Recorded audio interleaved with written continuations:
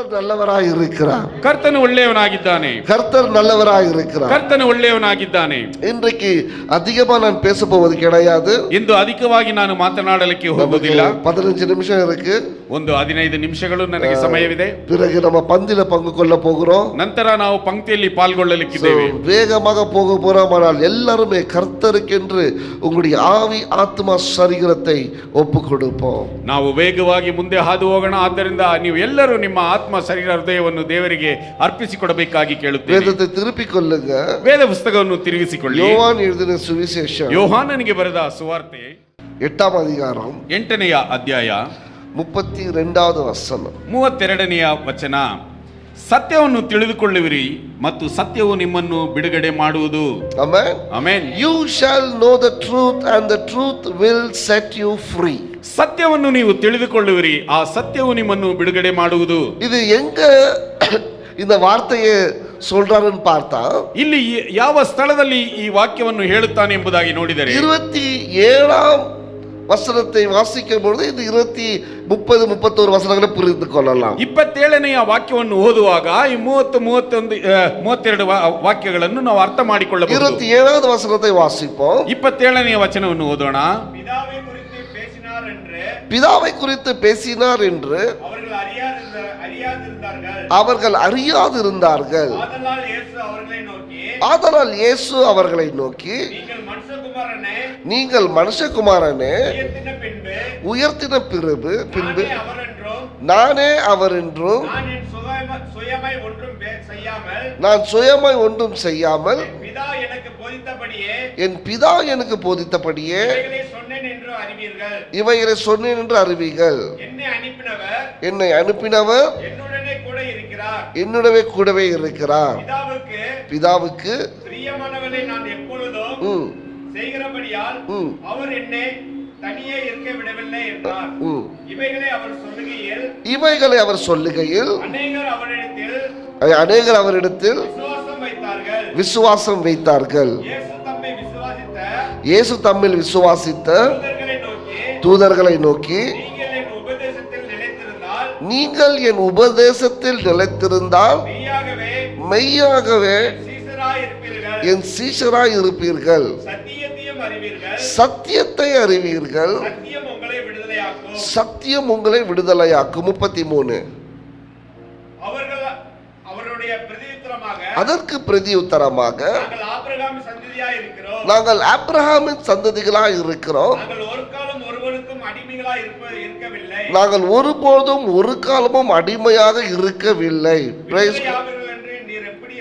விடுதலையாகிறீர்கள் எப்படி சொல்கிறீர்கள்? இந்த இடத்துல பாருங்க, இயேசு கிறிஸ்து சொல்றாரு, when the son sets you free you are free indeed.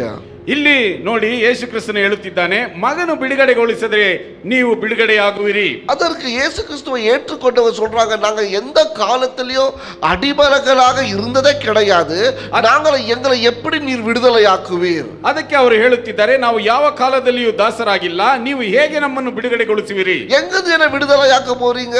ಯಾವುದರಲ್ಲಿ ನೀವು ನಮ್ಮನ್ನು ಬಿಡುಗಡೆಗೊಳಿಸುವಿರಿ? இயேசு சொல்றாரு, ಯಾಕಂದ್ರೆ ಯೇಸು ಕ್ರಿಸ್ತನು ಹೇಳುತ್ತಿದ್ದಾನೆ, you will know the truth and the truth will set you free. ಯಾಕಂದ್ರೆ ಯೇಸು ಕ್ರಿಸ್ತನು ಹೇಳುತ್ತಿದ್ದಾನೆ, ಸತ್ಯವನ್ನು ನೀವು ಅರಿತುಕೊಳ್ಳುವಿರಿ, ಸತ್ಯವು ನಿಮ್ಮನ್ನು ಬಿಡುಗಡೆಗೊಳಿಸುವುದು. But the people are saying we were never slave anytime we were never slave. ಆದರೆ ಜನರು ಹೇಳುತ್ತಿದ್ದಾರೆ, ನಾವು ಎಂದಿಗೂ ದಾಸರಾಗಿಲ್ಲ. But how can you make me free? ಮತ್ತೆ ನೀವು ಯಾವ ರೀತಿಯಾಗಿ ನಮ್ಮನ್ನು ಬಿಡುಗಡೆಗೊಳಿಸುವಿರಿ? Jesus replied, ಯೇಸು ಕ್ರಿಸ್ತನು ಹೇಳುತ್ತಿದ್ದಾನೆ, very truly I tell you, ನಿಮಗೆ ನಿಜವಾಗಿಯೂ ನಾನು ಹೇಳುತ್ತೇನೆ, everyone who sin is a slave to sin. ಪಾಪ ಮಾಡುವವರೆಲ್ಲರೂ ಪಾಪಕ್ಕೆ ದಾಸರಾಗಿದ್ದಾರೆ. Hallelujah. Hallelujah. இன்னைக்கு நிறைய பேரு இந்த சத்தியத்தை அறிந்து கொள்ள வேண்டும். ಇಂದು ಅನೇಕರು ಈ ಸತ್ಯಾಂಶವನ್ನು ಅರ್ಥ ಮಾಡಿಕೊಳ್ಳಬೇಕು. நம்ம நினைக்கிறோம் விடுதலையாக நம்ம இருக்கிறோம் என்று சொல்லி. ನಾವು ಅಂದುಕೊಳ್ಳುತ್ತೇವೆ ಬಿಡುಗಡೆಯಿಂದ ನಾವಿದ್ದೇವೆ ಎಂಬುದಾಗಿ. இயேசு கிறிஸ்து சொல்றாரு, இயேசுவை அறிந்த பிறகு உங்களுக்கு ஒரு நிச்சயமான ஒரு விடுதலை உங்களுக்கு கிடைக்கும்னு சொல்லிட்டு. ಯೇಸು ಕ್ರಿಸ್ತನು ಹೇಳುತ್ತಿದ್ದಾನೆ, ಯೇಸು ಕ್ರಿಸ್ತನನ್ನು ಅರಿತುಕೊಂಡ ಮೇಲೆ ನಿಮಗೆ ನಿಶ್ಚಯವಾದಂತ ಒಂದು ಬಿಡುಗಡೆ ಉಂಟು ಎಂಬುದಾಗಿ. நமக்கு ஒரு கேள்வி, இப்ப நான் யார்கிட்ட போய் சொன்னா, இயேசு கிறிஸ்துவை நீங்க ஏற்றுக்கங்க, உங்க வாழ்க்கையில் ஒரு விடுதலையை நீங்க காண்பீங்க நம்ம சொல்லும் பொழுது அவன் அடுத்த கேள்வி என்ன கேட்பானா, நான் எதுலயா மாட்டிட்டு இருக்கிறேன், நான் எங்க அடிமையா இருக்கிறேன், ஏன் எனக்கு விடுதலை வேணும்? ಈಗ ನಮಗೆ ಒಂದು ಪ್ರಶ್ನೆ, ನಾವು ಯಾರಿಗಾದರೂ ಹೋಗಿ ಯೇಸು ಕ್ರಿಸ್ತನ ಬಗ್ಗೆ ಹೇಳಿದರೆ ನೀವು ಬಿಡುಗಡೆ ಹೊಂದಿಕೊಳ್ಳಿ ಎಂಬುದಾಗಿ ಹೇಳಿದರೆ ಅವರಿಗೆ ನಾನು ಯಾವುದರಲ್ಲಿ ದಾಸನಾಗಿದ್ದೇನೆ, ಯಾವುದರಲ್ಲಿ ನಾನು ಬಿಡುಗಡೆ ಹೊಂದಿಕೊಳ್ಳಬೇಕು ಎಂಬುದಾಗಿ ಅವರಿಗೆ ಒಂದು ಪ್ರಶ್ನೆ ಬರುತ್ತದೆ. பாட்டன் காலத்திலிருந்து நாங்க யாருக்குமே அடிமைகளா இருந்ததே கிடையாது. ನಮ್ಮ ಮುತ್ತಾತಂದಿರ ಕಾಲದಿಂದಲೂ ನಾವು ಯಾರಿಗೂ ದಾಸರಾಗಿದ್ದಿಲ್ಲ. Amen amen. அப்ப இயேசு கிறிஸ்து சொல்றாரு, ಆಗ ಯೇಸು ಕ್ರಿಸ್ತನು ಹೇಳುತ್ತಿದ್ದಾನೆ, ಅದಲ್ಲ ದಾಸತ್ವ. ಯಾರು ஒருவன் பாவம் செய்கிறானோ, ಯಾರೊಬ್ಬನು ಪಾಪ ಮಾಡುತ್ತಾನೋ அவன் அந்த பாவத்திற்கு அடிமையா இருக்கிறான், ಅವನು ಆ ಪಾಪಕ್ಕೆ ದಾಸನಾಗಿದ್ದಾನೆ. ஆமென் ಆಮೆನ್. இன்றைக்கு நம்ம வெளியரங்கமாக அடிமைகளாக அல்ல, ಇಂದು ನಾವು ಬಹಿರಂಗವಾದಂತ ಒಂದು ದಾಸರಾಗಿ ಅಲ್ಲ, ஆனால் பாவத்திற்கு நம்மளுடைய சொந்த இச்சைகளினால் சிக்கி கொண்டிருக்கிற பாவத்திற்கு நாம் அடிமையா இருக்கிறோம். ನಾವು ನಮ್ಮ ಪಾಪಗಳಿಂದ ನಮ್ಮ ಲೌಕಿಕ ಇಚ್ಛೆಗಳಿಗೆ ಸಿಲುಕಿರುವುದರಿಂದ ನಾವು ಪಾಪಕ್ಕೆ ದಾಸರಾಗಿದ್ದೇವೆ. அதான் பவுல் சொல்றாரு, நான் என்ன செய்யணும்னு நினைக்கிறேன், என்னால செய்ய முடியல. ಆದ್ದರಿಂದಲೇ ಪೌಲನು ಹೇಳುತ್ತಿದ್ದಾನೆ, ನಾನು ಯಾವುದನ್ನು ಮಾಡಬೇಕೆಂಬುದಾಗಿ ಅಂದುಕೊಳ್ಳುತ್ತೇನೋ ಅದನ್ನು ಮಾಡಲು ಸಾಧ್ಯವಾಗುತ್ತಿಲ್ಲ. நான் எதை செய்யக்கூடாதுன்னு நினைக்கிறானோ அதை நான் செய்து விடுகிறேன். ಆದರೆ ನಾನು ಯಾವುದನ್ನು ಮಾಡಬಾರದು ಎಂಬುದಾಗಿ ಅಂದುಕೊಳ್ಳುತ್ತೇನೋ ಅದನ್ನೇ ನಾನು ಮಾಡುತ್ತೇನೆ. ஹல்லேலூயா ஹல்லேலூயா. அநேக தடவை நம்ம வாழ்க்கையில, ಅನೇಕ ಸಮಯಗಳಲ್ಲಿ ನಮ್ಮ ಜೀವನದಲ್ಲಿ நான் என்ன செய்யக்கூடாதுன்னு நினைக்கிறேனோ, ನಾನು ಯಾವುದನ್ನು ಮಾಡಬಾರದು ಎಂಬುದಾಗಿ ಅಂದುಕೊಳ್ಳುತ್ತೇನೆ, அதை நான் செய்து விடுகிறேன். ಅದನ್ನೇ ನಾನು ಮಾಡಿಬಿಡುತ್ತೇನೆ. நான் என்ன செய்யணும்னு நினைக்கிறேனோ, ನಾನು ಯಾವುದನ್ನು ಮಾಡಬೇಕೆಂಬುದಾಗಿ ಅಂದುಕೊಳ್ಳುತ್ತೇನೆ, ಅದು ಎನ್ನಾல செய்யாமல் இருக்க முடியறதிಲ್ಲ. ಅದನ್ನು ನನ್ನಿಂದ ಮಾಡದೇ ಇರುವುದಕ್ಕೆ ಸಾಧ್ಯವಾಗುತ್ತಿಲ್ಲ. ஏனென்றால், ಯಾಕೆಂದರೆ நான் என்னால நடத்தப்படவில்லை, ನಾನು ನನ್ನಿಂದ ನಡೆಸಲ್ಪಡುತ್ತಿಲ್ಲ, நான் எதற்கோ ஒன்றுக்கு அடிமையா இருக்கிறேன், ನಾನು ಯಾವುದಕ್ಕೋ ಒಂದಕ್ಕೆ ದಾಸನಾಗಿದ್ದೇನೆ. அதனாலதான் என்னையே ಕಂಟ್ರೋಲ್ பண்ண முடியல. ಆದ್ದರಿಂದಲೇ ನನ್ನನ್ನೇ ನಾನು ಹತೋಟಿಯಲ್ಲಿ ಇಟ್ಟುಕೊಳ್ಳಲು ಸಾಧ್ಯವಾಗುತ್ತಿಲ್ಲ. Amen amen. There are so many things today. ಈ ದಿನದಲ್ಲಿ ಅನೇಕ ಕಾರ್ಯಗಳುಂಟು. உங்க பாவம், ನಿಮ್ಮ ಪಾಪವು ஒரு தடவை நீங்கள் தவறு செய்து விட்டால், ಒಂದು ಸಾರಿ ನೀವು ತಪ್ಪು ಮಾಡಿದರೆ அந்த பாவம் உங்களை ஆதிக்கம் செய்கிறது. ಆ ಪಾಪವು ನಿಮ್ಮನ್ನು ಆಳ್ವಿಕೆ ಮಾಡುತ್ತದೆ. ஒரு தடவை நீங்க தவறு செய்து விட்டால், ಒಂದು ಸಾರಿ ನೀವು ಪಾಪ ಮಾಡಿಬಿಟ್ಟರೆ அந்த தவறு உங்களை ஆளுகை ಆ செய்கிறது. ತಪ್ಪು ನಿಮ್ಮನ್ನು ಆಳ್ವಿಕೆ ಮಾಡುತ್ತದೆ. வேதம் சொல்லுகிறது, ವೇದದಲ್ಲಿ ಹೇಳಲ್ಪಟ್ಟಿದೆ. எனக்கு நேரம் இல்ல வசனத்தை காட்டுவதற்கு, ನನಗೆ ಸಮಯವಿಲ್ಲ ವಾಕ್ಯವನ್ನು ತೋರಿಸುವುದಕ್ಕೆ. வேதம் சொல்லுகிறது, ಆದರೆ ವೇದದಲ್ಲಿ ಹೇಳಲ್ಪಟ್ಟಿದೆ, ஒரு தடவை ஒருவர் சில பாவத்திற்கு அடிமையாகி விட்டால், ಒಂದು ಸಾರಿ ಒಬ್ಬನು ಒಬ್ಬ ಪಾಪಕ್ಕೆ ಅಧೀನನಾದರೆ அது அவன் சந்ததிக்கு அது போகிறது. ಅದು ಅವನ ಸಂತತಿಗೆ ಅದು ಹಾದು ಹೋಗುವಂತದ್ದಾಗಿದೆ. 7 தலைமுறைக்கு அந்த பாவத்தின் வல்லமை புறப்படுகிறது. 7 ತಲೆಮಾರಿಗಳಿಗೂ ಆ ಪಾಪದ ಶಕ್ತಿಯು ಹೊರಡುತ್ತದೆ. Hallelujah. Hallelujah. See, once you become a slave to a sin, the power of that sin transfers for 7 generations in the family. ಒಂದು ಸಾರಿ ನೀವು ಪಾಪಕ್ಕೆ ದಾಸರಾಗಿ ಬಿಟ್ಟರೆ ಆ ಪಾಪದ ಒಂದು ಫಲವು 7 ಸಂತಾನದವರೆಗೂ ಅದು ಹಾದು ಹೋಗುವಂತದ್ದಾಗಿದೆ. It can be any type of sin. ಅದು ಯಾವ ರೀತಿಯಾದಂತಹ ಪಾಪವೇ ಆಗಿರಬಹುದು. But that power of sin will make sure that it gets transferred to the generation. ಆದರೆ ಆ ಪಾಪದ ಒಂದು ಶಕ್ತಿಯು 7 ತಲೆಮಾರಿಗಳಷ್ಟು ನಮ್ಮ ಸಂತತಿಗಳಿಗೆ ಅದು ಹೋಗುವಂತದ್ದಾಗಿದೆ. Hallelujah. Hallelujah. And the good news is, ಆದರೆ ಒಂದು ಒಳ್ಳೆಯ ಒಂದು ಶುಭ ಸಂದೇಶವೇನೆಂದರೆ, the Son of Man can set you free from this sin. Son of Man can set you free from the sin. ದೇವರ ಮಗನು ಈ ಪಾಪದಿಂದ ನಮ್ಮನ್ನು ಬಿಡುಗಡೆಗೊಳಿಸಲು ಸಾಧ್ಯ. Jesus can set us free from this sin. ಯೇಸು ಕ್ರಿಸ್ತನು ಈ ಪಾಪದಿಂದ ನಮ್ಮನ್ನು ಬಿಡುಗಡೆಗೊಳಿಸಲು ಸಾಧ್ಯ. You cannot come out of sin by yourself. ನಿನ್ನ ಮುಖಾಂತರ ನೀನು ಪಾಪದಿಂದ ಹೊರಗೆ ಬರಲು ಸಾಧ್ಯವಿಲ್ಲ. You don't have that strength to come out of the sin. ನೀನು ಪಾಪದಿಂದ ಹೊರಗೆ ಬರಲು ನಿನ್ನಲ್ಲಿ ಆ ಶಕ್ತಿ ಇಲ್ಲ. We don't have the power to break the sin. ಆ ಪಾಪವನ್ನು ಒಡೆಯುವುದಕ್ಕೆ ನಿನ್ನಲ್ಲಿ ಶಕ್ತಿ ಇಲ್ಲ. That's why Jesus says, if you accept Jesus, if the Son of Man sets you free, you are free indeed. ಆದರೆ ಯೇಸು ಕ್ರಿಸ್ತನು ಹೇಳಿದ್ದಾನೆ, ನೀನು ಕರ್ತನಾದ ಯೇಸು ಕ್ರಿಸ್ತನನ್ನು ನೀನು ಅಂಗೀಕರಿಸಿದರೆ ಆತನು ನಿನ್ನನ್ನು ಪಾಪದಿಂದ ಬಿಡುಗಡೆಗೊಳಿಸಿದರೆ ನೀನು ನಿಶ್ಚಯವಾಗಿ ಪಾಪದಿಂದ ಬಿಡುಗಡೆಗೊಳ್ಳುವಿ. Hallelujah. Hallelujah. This is the divine truth that you should understand. ಇದು ದೈವಿಕವಾದಂತಹ ಒಂದು ನಿಜವು, ಇದನ್ನು ಅರ್ಥ ಮಾಡಿಕೊಳ್ಳಬೇಕು. The main reason for me to bring this subject today is Many people wanted to come out of the sin by their own efforts and power. ಈ ದಿನದಲ್ಲಿ ಈ ಸತ್ಯಾಂಶವನ್ನು ನಾನು ನಿಮಗೆ ತರುವುದಕ್ಕೆ ಮುಖ್ಯವಾದ ಕಾರಣವೆಂದರೆ ಅನೇಕರು ತಮ್ಮ ಒಂದು ಶಕ್ತಿಯಿಂದಲೇ ಪಾಪದಿಂದ ಹೊರಗೆ ಬರಲು ಅವರು ಪ್ರಯತ್ನಿಸುತ್ತಾರೆ. And we are going to partake in the communion. ನಾವು ಈ ಒಂದು ದೇವರ ಪಂಕ್ತಿಯಲ್ಲಿ ಪಾಲ್ಗೊಳ್ಳಲಿಕ್ಕಿದ್ದೇವೆ. Before that, if you understand this truth, this will help you to set you free from the sin. ಅದಕ್ಕೆ ಮುಂಚೆ ನೀವು ಈ ಒಂದು ಸತ್ಯಾಂಶವನ್ನು ಅರ್ಥ ಮಾಡಿಕೊಂಡರೆ ನಿಮ್ಮನ್ನು ಅದು ಬಿಡುಗಡೆಗೊಳಿಸುವಂತದ್ದಾಗಿದೆ. Hallelujah. ಹಲ್ಲೆಲೂಯಾ. Bible says ವಾಕ್ಯದಲ್ಲಿ ಹೇಳಲ್ಪಟ್ಟಿದೆ Jesus ಯೇಸು ಕ್ರಿಸ್ತನು has to set you free. ಯೇಸು ಕ್ರಿಸ್ತನು ನಿಮ್ಮನ್ನು ಬಿಡುಗಡೆಗೊಳಿಸಲು ಸಾಧ್ಯ. இயேசு உங்களை விடுதலை ஆக்கணும். ಯೇಸು ಕ್ರಿಸ್ತನು ನಿಮ್ಮನ್ನು ಬಿಡುಗಡೆಗೊಳಿಸಬೇಕು. இல்லனா உங்களுக்கு விடுதலை கிடைக்காது. ಇಲ್ಲವಾದರೆ ನಿಮಗೆ ಬಿಡುಗಡೆ ಎಂಬುದಿಲ್ಲ. Hallelujah. ಹಲ್ಲೆಲೂಯಾ. சொல்லுங்க. ಹೇಳಿರಿ. எவ்வளவு பேர் 40 நாள் உபவாசம் இருக்கிறீங்க? ಎಷ್ಟು ಜನರು 40 ದಿವಸ ಉಪವಾಸವಿರುತ್ತೀರಿ? எவ்வளவு நாள் 40 நாள் உபவாசம் இருக்கிறீங்க? ಎಷ್ಟು ಜನರು 40 ದಿವಸ ಉಪವಾಸವಿರುತ್ತೀರಿ? 41வது நாள் என்ன பண்றீங்க? 41ನೇ ದಿವಸ ಏನು ಮಾಡುತ್ತೀರಿ? You go back to the same. ನೀವು ಪುನಃ ಹಿಂದಿರುಗಿ ಅದಕ್ಕೆ ಹೋಗುತ್ತೀರಾ? Amen. ಆಮೆನ್. 40 நாள் உபவாசம் சபைகளில் ஆரம்பித்தது என்னத்துக்குன்னா 40 நாள் நீங்க ஏதாவது செய்யாம விட்டுட்டீங்கன்னா 41வது நாள் மறந்துடுவீங்க. 40 ದಿವಸ ಸಭೆಗಳಲ್ಲಿ ಉಪವಾಸವನ್ನು ಏರ್ಪಡಿಸಿದ್ದಕ್ಕೆ ಕಾರಣವೇನೆಂದರೆ 40 ದಿವಸ ನೀವು ಯಾವುದಾದರೂ ಒಂದನ್ನು ಮಾಡದೆ ಬಿಟ್ಟರೆ 41ನೇ ದಿವಸ ಅದನ್ನು ನೀವು ಮರೆತು ಬಿಡುತ್ತೀರಾ. ಆனா நம்ம அதை செய்யறது கிடையாது. ಆದರೆ ನಾವು ಅದನ್ನು ಮಾಡುವುದಿಲ್ಲ. We are more reminded to do what we left before 40 days. ಆದರೆ ನಾವು ಆ 40 ದಿವಸಗಳಿಗೆ ಮುಂಚೆ ಬಿಟ್ಟಂತ ಕಾರ್ಯವನ್ನು ನಾವು ಪುನಃ ಅದನ್ನು ಜ್ಞಾಪಿಸಿಕೊಂಡು ಅದನ್ನು ಮಾಡುತ್ತೇವೆ. ಆಮೆನ್. ಆಮೆನ್. ಎಲ್ಲ ಡೇಟ್ ಕೌಂಟ್ ಮಾಡುವಾಗ எப்போ 40 நாள் முடியுது. ಅನೇಕರು ಆ ಒಂದು ದಿನಗಳನ್ನು ಲೆಕ್ಕ ಹಾಕುವವರಾಗಿದ್ದಾರೆ, ಯಾವತ್ತು 40 ದಿವಸ ಮುಗಿಯುತ್ತದೆ ಎಂಬುದಾಗಿ. ஏன்னா 41வது நாள்ல அதை செய்வதற்கு. ಯಾಕೆಂದರೆ 41ನೇ ದಿವಸ ಅದನ್ನು ಮಾಡುವುದಕ್ಕೋಸ್ಕರ. Doesn't help you. ಅದು ನಿಮಗೆ ಸಹಾಯ ಮಾಡುವುದಿಲ್ಲ. It's good. ಅದು ಒಳ್ಳೆಯದು. It's a good habit. ಅದು ಒಳ್ಳೆಯ ಒಂದು ಪದ್ಧತಿ. But doesn't help you to come out of sin. ಆದರೆ ಅದು ನಿಮ್ಮನ್ನು ಪಾಪದಿಂದ ಹೊರಗೆ ಬರಲು ಸಹಾಯ ಮಾಡುವುದಿಲ್ಲ. What helps you to come out of sin is Jesus himself. ಯೇಸು ಕ್ರಿಸ್ತನು ಮಾತ್ರವೇ ನಿಮ್ಮನ್ನು ಪಾಪದಿಂದ ಹೊರಗಡೆ ತರಲು ಸಾಧ್ಯ. Bible says if the Son sets you free, you are free indeed. ವಾಕ್ಯದಲ್ಲಿ ಹೇಳಲ್ಪಟ್ಟಿದೆ ಕುಮಾರನು ನಿಮ್ಮನ್ನು ಬಿಡುಗಡೆಗೊಳಿಸಿದರೆ ನೀವು ನಿಜವಾಗಿ ಬಿಡುಗಡೆಯನ್ನು ಹೊಂದಿಕೊಳ್ಳುವಿರಿ. You don't need 40 days to come out of some sin. ನೀವು ಯಾವ ಪಾಪದಿಂದಲೂ ಹೊರಗೆ ಬರುವುದಕ್ಕೆ 40 ದಿವಸ ನಿಮಗೆ ಉಪವಾಸ ದಿನ ಬೇಕಾಗಿಲ್ಲ. You need 1 minute to receive Jesus in your life. ನಿಮ್ಮ ಜೀವನದಲ್ಲಿ ಯೇಸು ಕ್ರಿಸ್ತನನ್ನು ಅಂಗೀಕರಿಸುವುದಕ್ಕೆ 1 ನಿಮಿಷ ಸಾಕು. அந்த ஒரு நிமிஷம் இயேசுவை சொந்த ரட்சகராக உங்க வாழ்க்கையில ஏற்றுக்கொள்ளும் பொழுது அன்றைக்கு உனக்கு விடுதலை நிச்சயம். ಆ 1 ನಿಮಿಷ ನೀವು ನಿಮ್ಮ ಯೇಸು ಕ್ರಿಸ್ತನನ್ನು ಸ್ವಂತ ರಕ್ಷಕನನ್ನಾಗಿ ಅಂಗೀಕರಿಸಿಕೊಂಡು ರಕ್ಷಣೆಯನ್ನು ಹೊಂದಿಕೊಂಡರೆ ಆ 1 ನಿಮಿಷದಲ್ಲಿ ನಿಮಗೆ ಬಿಡುಗಡೆ ನಿಶ್ಚಯ.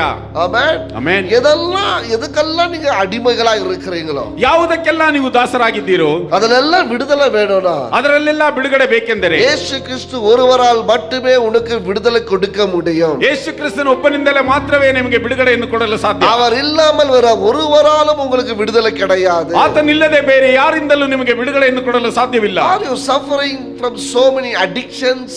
ಅನೇಕರು ಅನೇಕ ಒಂದು ದಾಸತ್ವದಲ್ಲಿದ್ದಾರೆ. Addicted in smoking, ಧೂಮಪಾನ ಮಾಡುವುದು, addicted in alcohol, ಮದ್ಯಪಾನ ಸೇವಿಸುವುದು, addicted in anger, ಕೋಪದಲ್ಲಿರುವುದು, addicted in so many other sins, ಈ ರೀತಿಯಾದಂತ ಅನೇಕ ಪಾಪಗಳಿಗೆ ದಾಸರಾಗಿರುವುದು, addicted in fighting, ಜಗಳವಾಡುವುದರಲ್ಲಿ ದಾಸರಾಗಿರುವುದು. There are so many things you cannot be without that. ಅದು செய்யாம உங்களால இருக்க முடியாது. ಅದನ್ನು ಮಾಡದೆ ನಿಮ್ಮಿಂದ ಇರಲು ಸಾಧ್ಯವಿಲ್ಲ. ಆಮೆನ್. ಆಮೆನ್. ಅದರಿಂದ உங்களுக்கு விடுதலை வேணும்னா ಅದರಿಂದ ನಿಮಗೆ ಬಿಡುಗಡೆ ಬೇಕೇ? ಯೇಸು ஒருவரால் மட்டுமே கூடும். ಯೇಸು ಕ್ರಿಸ್ತನ ಒಬ್ಬನಿಂದಲೇ ಅದರಿಂದ ಬಿಡುಗಡೆ ಕೊಡಲು ಸಾಧ್ಯ. ಆಮೆನ್. ಆಮೆನ್. ಯೇಸು உங்களுக்குள்ள வந்தா, ಯೇಸು ಕ್ರಿಸ್ತನು ನಿಮ್ಮಲ್ಲಿ ಬಂದರೆ இப்படியாப்பட்ட காரியத்திலிருந்து உங்களுக்கு ஒரு விடுதலை கிடைக்கும். ಈ ರೀತಿಯಾದಂತ ಕಾರ್ಯಗಳಿಂದ ನಿಮಗೆ ಬಿಡುಗಡೆ ಸಿಗುತ್ತದೆ. இல்லனா உங்களால விடுதலையா இருக்க முடியாது. ಇಲ್ಲವಾದರೆ ನಿನ್ನಿಂದ ಬಿಡುಗಡೆಯಿಂದ ಇರಲು ಸಾಧ್ಯವಿಲ್ಲ. You are not free. ನೀನು ಬಿಡುಗಡೆಯಿಂದ ಇರಲು ಸಾಧ್ಯವಿಲ್ಲ. உங்க பிசாசு உங்களை நடத்துகிறான். ಸೈತಾನನು ನಿಮ್ಮನ್ನು ನಡೆಸುವವನಾಗಿದ್ದಾನೆ. தேவனை பார்க்காதபடிக்கு, ದೇವರನ್ನು ನೋಡದ ಹಾಗೆ, தேவனுக்கு நேரத்தை கொடுக்காதபடிக்கு, ದೇವರಿಗೆ ಸಮಯವನ್ನು ಕೊಡದ ಹಾಗೆ, தேவனுடைய பிரசன்னத்துல வராதபடிக்கு, ದೇವರ ಪ್ರಸನ್ನತೆಯಲ್ಲಿ ಬರದ ಹಾಗೆ, இப்படியான காரியங்கள் உங்களை தடை செய்கிறது.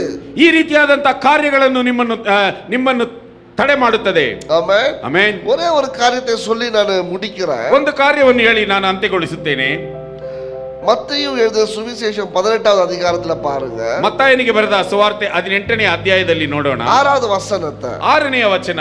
If anyone causes one of this little one, those who believe in me, to stumble, it would be better for them to have a large millstone hung around their neck and to be drowned in the depths of the sea. ಆದರೆ ನನ್ನಲ್ಲಿ ನಂಬಿಕೆ ಇಡುವ ಈ ಚಿಕ್ಕವರಲ್ಲಿ ಒಬ್ಬನಿಗೆ ಯಾವನಾದರೂ ಅಡ್ಡಿಯಾದರೆ ಅಂತವನ ಕೊರಳಿಗೆ ಬೀಸುವ ಕಲ್ಲು ಕಟ್ಟಿ ಅವನನ್ನು ಆಳವಾದ ಸಮುದ್ರದಲ್ಲಿ ಮುಳುಗಿಸಿ ಬಿಡುವುದು ಅವನಿಗೆ ಹಿತವಾಗುವುದು. Verse 8 says, if your hand or your foot causes you to stumble, cut it off and throw it away. It is better for you to enter eternal life or crippled than to have 2 hands and 2 feet and to be thrown into eternal fire. 8ನೇ ವಾಕ್ಯದಲ್ಲಿ ನೋಡುವುದಾದರೆ ಅವನ ಗತಿಯನ್ನು ಏನೇ ಹೇಳಲಿ, ಹಾಗಾದರೆ ನಿನ್ನ ಕೈಯಾಗಲಿ ನಿನ್ನ ಕಾಲಾಗಲಿ ನಿನ್ನನ್ನು ಪಾಪದಲ್ಲಿ ಸಿಕ್ಕಿಸುವುದಾದರೆ ಅದನ್ನು ಕಡಿದು ಬಿಸಾಟು ಬಿಡು. 2 ಕೈ 2 ಕಾಲು ಉಳ್ಳವನಾಗಿದ್ದು ನಿತ್ಯವಾಗಿರುವ ಬೆಂಕಿಯಲ್ಲಿ ಹಾಕಿಸಿಕೊಳ್ಳುವುದಕ್ಕಿಂತ ಕೈಕಾಲು ಕಳಕೊಂಡವನಾಗಿ ಜೀವದಲ್ಲಿ ಸೇರುವುದು ನಿನಗೆ ಉತ್ತಮ. Hallelujah. Hallelujah. And if your eyes causes you to stumble, gouge it out and throw it away.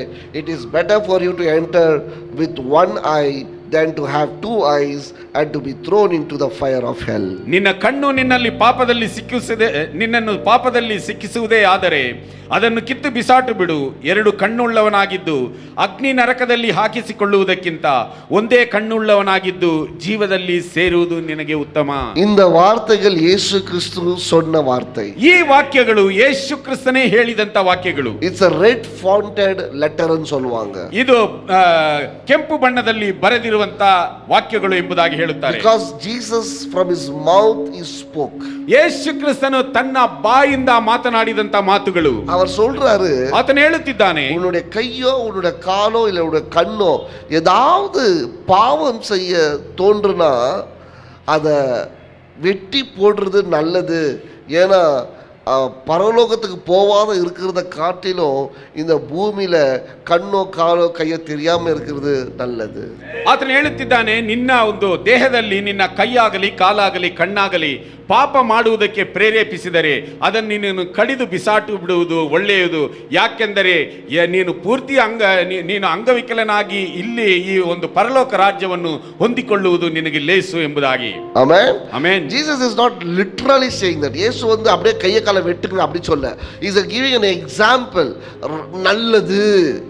ಯೇಸು ಕ್ರಿಸ್ತನು ನಿನ್ನ ಕೈ ಕಾಲನ್ನು ಕತ್ತರಿಸು ಎಂಬುದಾಗಿ ಹೇಳುತ್ತಿಲ್ಲ, ಇದನ್ನು ಮಾಡಿದರೆ ಇದು ಒಳ್ಳೆಯದು ಈ ರೀತಿಯಾಗಿದ್ದರೆ ಎಂಬುದಾಗಿ ಹೇಳುತ್ತಿದ್ದಾನೆ.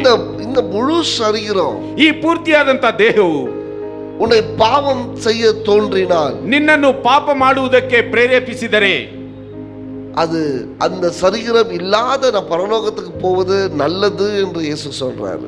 ಆ ರೀತಿಯಾದಂತ ಅಂಗವು ನಿನ್ನಲ್ಲಿ ಇಲ್ಲದೆ ಪರಲೋಕದಲ್ಲಿ ಹೋಗುವುದು ಬಹಳ ಒಳ್ಳೆಯದು ಎಂಬುದಾಗಿ ಯೇಸು ಕ್ರಿಸ್ತನು ಹೇಳುತ್ತಿದ್ದಾನೆ. 2 காரியம் பார்க்கிறோம். ಇಲ್ಲಿ 2 ಕಾರ್ಯಗಳನ್ನು ನೋಡುತ್ತೇವೆ. The one who sin, ಒಂದು ಪಾಪವು, the one who makes to stumble others to sin. ಇನ್ನೊಂದೇನೆಂದ್ರೆ ಇನ್ನೊಬ್ಬರು ಪಾಪ ಮಾಡುವುದಕ್ಕೆ ಪ್ರೇರೇಪಿಸುವುದು, ಅದೊಂದು ಪಾಪ. பாவம் செய்கிறவங்க, ಪಾಪವನ್ನು ಮಾಡುವವರು, பாவம் செய்வதற்கு தூண்டுறவங்க, ಪಾಪವನ್ನು ಮಾಡುವುದಕ್ಕೆ ಪ್ರೇರೇಪಿಸುವವರು. ಆಮೆನ್. ಆಮೆನ್. ಸೋ ரெண்டுத்திலும் ஜாக்கிரதையா இருங்க. ಈ ಎರಡರಲ್ಲಿಯೂ ನಾವು ಜಾಗರೂಕತೆ ಉಳ್ಳವರಾಗಿರಬೇಕು. நான் இங்கே எல்லாமே வைத்துக்கொண்டு ನರಕಕ್ಕೆ போவதை காட்டிலும், ನಾವು ಎಲ್ಲವನ್ನು ಇಟ್ಟುಕೊಂಡು ನರಕಕ್ಕೆ ಹೋಗುವುದಕ್ಕಿಂತ என் கை கால் இல்லாம நான் பரலோகத்துக்கு போவது எனக்கு பாக்கியம். ನನ್ನ ಕೈ ಕಾಲು ಇಲ್ಲದೆ ನಾನು ಪರಲೋಕಕ್ಕೆ ಹೋಗುವುದು ನನಗೆ ಸೌಭಾಗ್ಯ. ಆಮೆನ್. ಆಮೆನ್. இன்னைக்கு ஆராதனை பண்ணும்போது இவங்களை பார்த்து இருப்பீங்க. ಆರಾಧನೆ ಮಾಡುವಾಗ ನೀವು ಸಹೋದರನನ್ನು ನೋಡಿರುವಿರಿ. அவங்கள விட குறை சொல்வதற்கு இங்க யாருமே இல்ல. ಅವರಿಗಿಂತ ಕೊರತೆ ಹೇಳುವುದಕ್ಕೆ ಇಲ್ಲಿ ಯಾರೂ ಇಲ್ಲ. ஆனா அவங்க அவ்வளவு சந்தோஷமா ஆண்டவர் ஆராதனை செய்வதற்கு, ಆದರೆ ಅವರು ಸಂತೋಷವಾಗಿ ದೇವರನ್ನು ಆರಾಧಿಸುವುದಕ್ಕೆ காரணம் என்ன? ಕಾರಣವೇನು? மெய்யாகவே குமாரன் விடுதலையாக்கி இருக்கிறார். ಕುಮಾರ ಯೇಸು ಕ್ರಿಸ್ತನ ಅವರನ್ನು ಬಿಡುಗಡೆಗೊಳಿಸಿರುವುದರಿಂದ எல்லாம் இருக்கிற எனக்கு ஆராதனை செய்ய முடியல. ಎಲ್ಲವೂ ಇರುವಂತ ನನಗೆ ಆರಾಧನೆ ಮಾಡುವುದಕ್ಕೆ ಸಾಧ್ಯವಾಗುತ್ತಿಲ್ಲ. ಯಾಕೆ? குமாரன் இன்னும் விடுதலையாக்க, ಕುಮಾರನು ಇನ್ನೂ ನಮ್ಮನ್ನು ಬಿಡುಗಡೆಗೊಳಿಸಲಿಲ್ಲ. You need a real deliverance in your spirit. You need a real deliverance in your soul. ನಿನ್ನ ಆತ್ಮದಲ್ಲಿ ನಿನಗೆ ಪೂರ್ತಿಯಾದಂತ ಒಂದು ಬಿಡುಗಡೆ ಇರಬೇಕು. Amen. Amen. And only Jesus can give you that deliverance. ಆ ಒಂದು ಬಿಡುಗಡೆ ಯೇಸು ಕ್ರಿಸ್ತನಿಂದ ಮಾತ್ರವೇ ಸಾಧ್ಯ. Not your fasting. ನಿನ್ನ ಒಂದು ಉಪವಾಸದಲ್ಲಲ್ಲ, Not your prayer. ನಿನ್ನ ಪ್ರಾರ್ಥನೆಯಿಂದ ಅಲ್ಲ, Not your money. ನಿನ್ನ ಹಣದಿಂದಲ್ಲ, Not your charity work. ನಿನ್ನ ಒಂದು ಸಮುದಾಯದ ಕೆಲಸಗಳಿಂದ ಅಲ್ಲ. No. ಇಲ್ಲ. Only Jesus can forgive your sin. Only Jesus can deliver you from sin. ಯೇಸು ಕ್ರಿಸ್ತನು ಮಾತ್ರ ನಿನ್ನ ಪಾಪಗಳನ್ನು ಕ್ಷಮಿಸುವನು. ಆತನೊಬ್ಬನೇ ನಿನಗೆ ಬಿಡುಗಡೆಯನ್ನು ಕೊಡುವಾತನು. Amen. Amen. ஒரு பாவம் செஞ்சு இங்க 1000 ரூபாய் கொடுத்துட்டா சரியாயிடுதுன்னு நினைக்காதீங்க. ಒಂದು ಪಾಪವನ್ನು ಮಾಡಿ ನೀನು ಇಲ್ಲಿ 1000 ರೂಪಾಯಿಯನ್ನು ಕೊಟ್ಟರೆ ಅದು ಸರಿ ಹೋಗುತ್ತದೆ ಎಂಬುದಾಗಿ ಅಂದುಕೊಳ್ಳಬೇಡಿ. ಇನ್ನೊಂದು ಪಾಪத்தை பண்ணிட்டு இன்னொரு ஏழைக்கு உதவி செஞ்சா சரியாயிடுதுன்னு நினைக்காதீங்க. ಇನ್ನೊಂದು ಪಾಪವನ್ನು ಮಾಡಿ ಇನ್ನೊಬ್ಬ ಬಡವರಿಗೆ ಸಹಾಯ ಮಾಡಿದರೆ ಸರಿ ಹೋಗುತ್ತದೆ ಎಂಬುದಾಗಿ ಅಂದುಕೊಳ್ಳಬೇಡಿ. No, charity work is totally different. Forgiveness of sin is totally different. ಆ ರೀತಿಯಾದಂತ ಸಮುದಾಯದ ಕೆಲಸವು ಅದು ಬೇರೆ ಇದು, ಆದರೆ ಆತ್ಮಿಕವಾದಂತ ವಿಷಯವು ಬೇರೆ ಇದು. Amen. Amen. பாவத்தை மன்னிக்கக்கூடிய வல்லமை கொண்டிய ஒரே தேவன் இயேசு கிறிஸ்து மட்டுமே. ಪಾಪವನ್ನು ಕ್ಷಮಿಸುವುದಕ್ಕೆ ಶಕ್ತಿಯುತನಾದಂತ ದೇವರು ಒಬ್ಬನೇ ಒಬ್ಬನು. ಆತನು ಯಾರೆಂದರೆ ಯೇಸು ಕ್ರಿಸ್ತನೊಬ್ಬನೇ. ಕಲ್ವಾರಿ ಶಿಲುಬೆಯಲ್ಲಿ ರಕ್ತத்தை ಸಿಂದಿನದು அவர் மட்டுமே. ಯಾಕೆಂದರೆ ಕಲ್ವಾರಿ ಕ್ರೂಜೆಯಲ್ಲಿ ರಕ್ತವನ್ನು ಸುರಿಸಿದವನು ಆತನೊಬ್ಬನೇ. அவர் ஜீவனை கொடுத்தது அவர் ஒருவர் மட்டுமே. ನಮಗೋಸ್ಕರ ಜೀವವನ್ನು ಕೊಟ್ಟವನು ಆತನೊಬ್ಬನೇ. உயிர்த்தெழுந்த தேவன் அவர் ஒருவர் மட்டுமே. ಪುನರುತ್ಥಾನದ ದೇವರ ಆತನೊಬ್ಬನೇ.